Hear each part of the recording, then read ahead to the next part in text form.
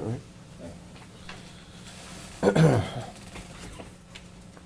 right. First, offense variable 19 provides only 10 points for interference with the administration of justice. As such, the guidelines do not adequately account for the numerous ways in which the defendant interfered in this case. At the outset of the police investigation, defendant told police that he did not see Zion Foster for months, even though the evidence clearly showed that on January 4th, 2022, defendant picked up Zion Foster from her home and brought her to his home. He even went so far as to tell police that Ms. Foster had a habit of running away because he had a poor relationship with her mother. While the defendant was incarcerated for lying to a peace officer, he used a prohibited cell phone to communicate with the mother of his children and ask her to do legal research on his behalf. He wanted to know whether someone could be charged with murder if a body was never found.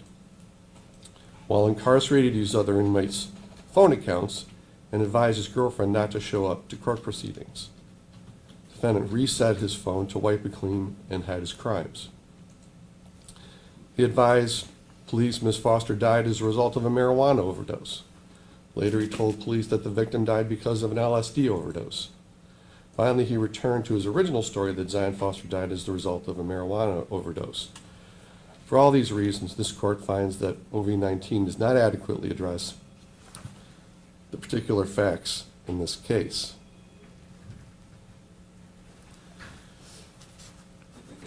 Second, the sentencing guidelines do not properly consider the defendant's lack of potential for rehabilitation.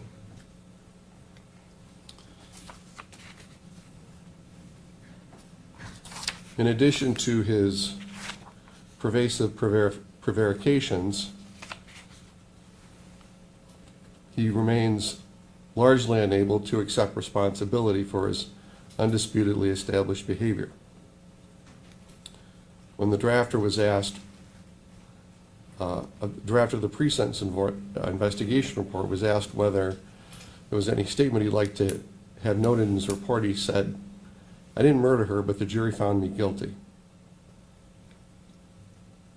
While I'm not surprised that the defendant continues to deny his role in the victim's death, his response reveals that he's incapable of accepting responsibility of the suffering he's caused Zion Foster's family.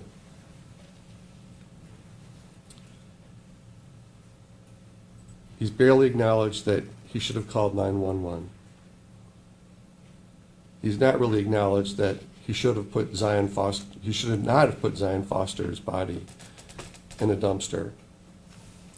And he's really not acknowledged that he should not have deceived law enforcement. His internet searches do not reflect concern for Zion Foster. Instead, they reflect that he was only attempting to learn ways to avoid taking responsibility. This case was not the act of an impetuous 16-year-old who was influenced by a group of his peers. He acted alone. Defendant's cold indifference and self-absorbed conduct leading up to Zion Foster's death through today made it clear that he's unlikely that he can be rehabilitated. Third, the relationship between the victim and the aggressor provides a reason to exceed the sentencing guidelines. Zion Foster considered defendant her favorite cousin, yet defendant only viewed her as a potential source of pleasure.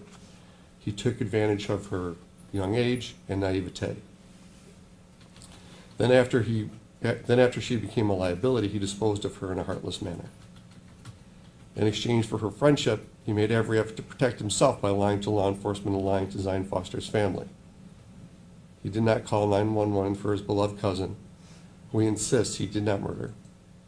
Instead, after it was clear that his lies were not leading law enforcement away from him, he called a lawyer and spoke to police, which he later regretted, to minimize his exposure to prison time. The victim in this case was not a rival. She was not someone who threatened him. She was not someone who provoked him. She was not someone who showed him disrespect. He coldly disposed of one of the greatest admirers, his greatest admirers, while his girlfriend was pregnant with their third child, was working the night shift, and his two young children were asleep in his home. The defendant deceived his girlfriend and left his children at home unattended. This case illustrates that defendant has no concern for anyone other than himself, including his closest family members. All of these facts lead this court to believe that the defendant has a poor chance for rehabilitation. As such, to ensure the protection of the community, a sentence that is longer than contemplated by the sentencing guidelines is warranted and necessary. Fourth, consecutive sentences are also appropriate in this case. The tampering involved the body of Zion Foster. The jury verdict reflects that it concluded that defendant disposed of the victim's body to conceal the way that he killed her, as well as to conceal the fact that he had killed her. The effort was followed by a torrent of lies to Ms. Foster's family and law enforcement. Defendant's admission that he disposed of Zion Foster's body to police weeks after her murder was part of an ill-conceived attempt to avoid taking responsibility for Zion Foster's death, especially considering his changing stories about the cause of her death.